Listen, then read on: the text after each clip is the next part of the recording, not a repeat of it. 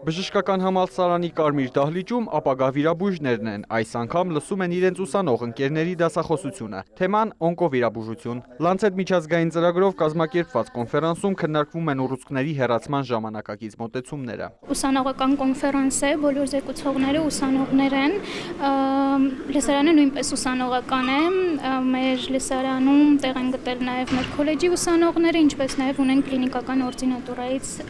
ուսանողներ։ Օնկովիրաբուժությունն այսօր ամենապահանջված եւ արագ զարգացող ուղղություններից է։ Չարորակ նորագոյացությունների բուժման 3 մեթոդից մեկը վիրահատականն է։ Այս մասնագետները պետք է ունենան ոչ միայն վիրաբուժական հմտություններ, այլև գործակցեն այլ բժիշկների հետ բուժառուի անհատական բուժումը կազմելու նպատակով։ Ապագա վիրաբույժները պետք է համալիր գիտելիքներ ունենան քաղցկեղի զարգացման գործոնների, հիվանդությունների փուլերի, բարդությունների վերաբերյալ։ Այսօր խոսելու եմ պալիատիվ վիրաբուժության մասին։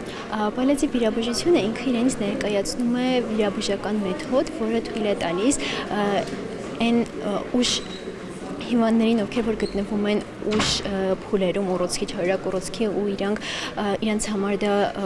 կյանքի որակի վիրահատում, այսինքն չեն կարողանում նորմալ սնվել, նորմալ իրենց կենսագործունեությունը ծավալեն, վիրահատական միջամտություններ են իրականացվում։ Վիրաբույժի բարձր որակավորման համար կարևոր է գործնական հմտությունների շարունակական զարգացումը, ուստի ուսանողական տարիներից ոլորտի խորքային ուսումնասիրությունը հետագայում կօգնի լավ մասնագետ դառնալ, ասում են։ Չնայած նրան, որ բավականին ձեռքբերումներ կան բժշկական ոլորտում, միֆերը եւ կարծրատիպերը շարունակում են տարածված մնալ եւ իրականում շատ հիվանդներ հետևելով այդ միֆերին անգամ հրաժարվում են բուժումից եւ սա հենց գլխավոր պատճառն է, որ թեման արդիական է եւ